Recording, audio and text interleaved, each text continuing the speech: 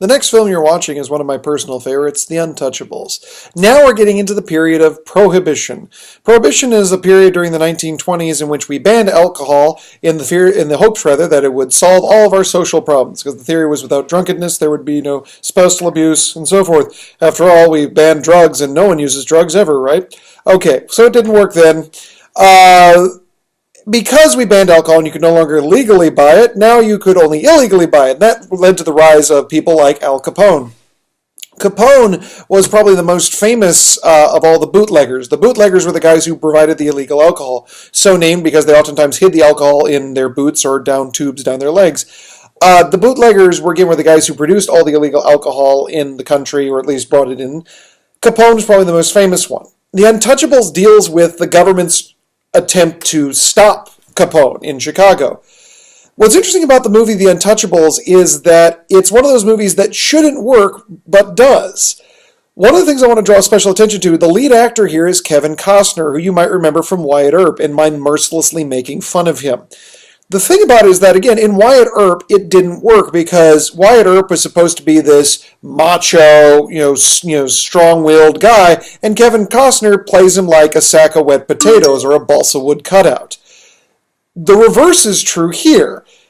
The character of Elliot Ness is supposed to be a naive idiot, and so as a result, Kevin Costner's energy or lack thereof fits really, really well here. So this is one of those examples where how casting the actor can really make a difference. In this case, this matches actor and character so much better that it makes the movie that much better.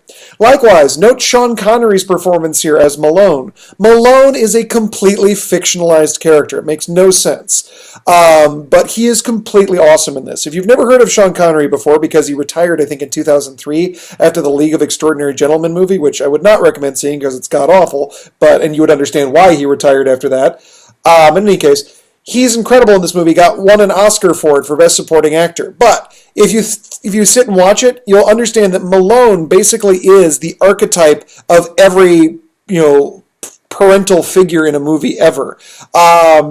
Basically, if you put Obi-Wan Kenobi on top of him, that's the exact same thing. And I don't think I'm giving too much away when I say that. So again, think about that character type, and that's very much him. He's also, again, completely badass. He has so many wonderful quotable lines in this movie.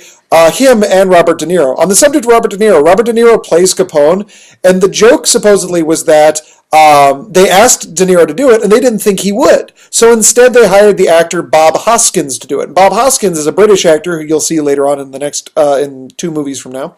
But they hired him to do it because they didn't think De Niro would. And then De Niro turned around and said, "Sure." So they ended up paying Bob Hoskins not to do the movie. They paid him like $500,000 just to not show up. And so Bob Hoskins was famous for saying it was his favorite role ever. And if you ever have any other movies you don't want me to do, I'll take them too.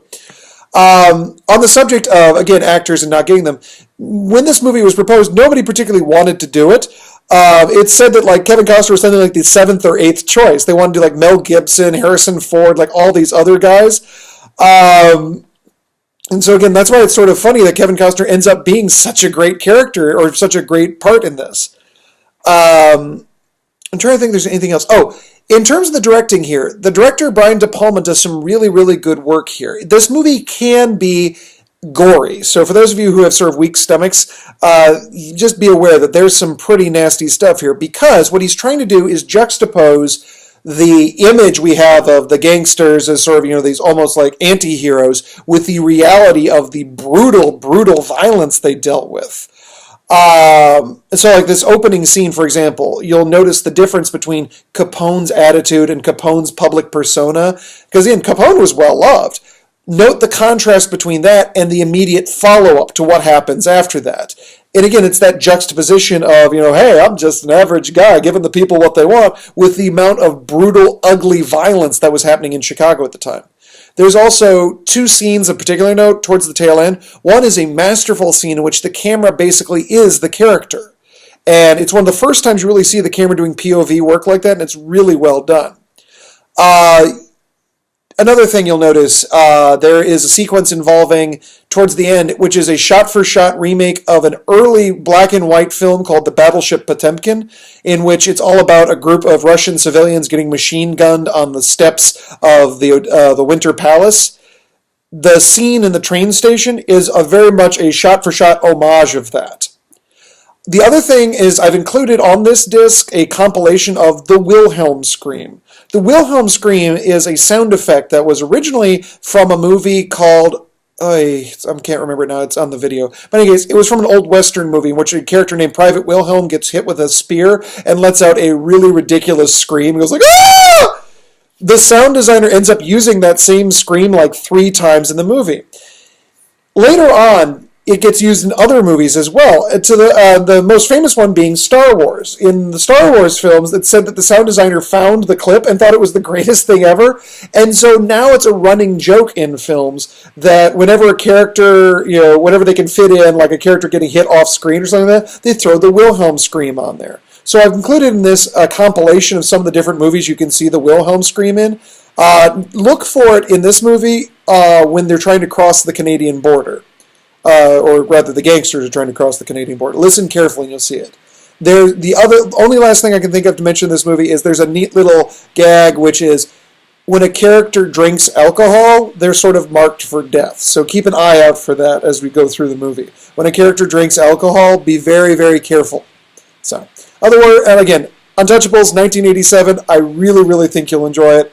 That's one other thing. The music, again, I'm a big fan of movie music. This one was done by Ennio Morricone, who was, among other things, famous for doing westerns. The Good, Bad, and the Ugly is him.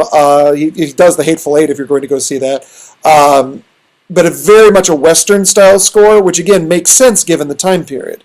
There are basically 2 themes in this movie. There's the Strength of the Righteous, and then there's the main title theme. And those 2 get sort of played back and forth a lot, but it's a very, very effective score. So, enjoy the Untouchables. I'll talk to you when you get to your next movie.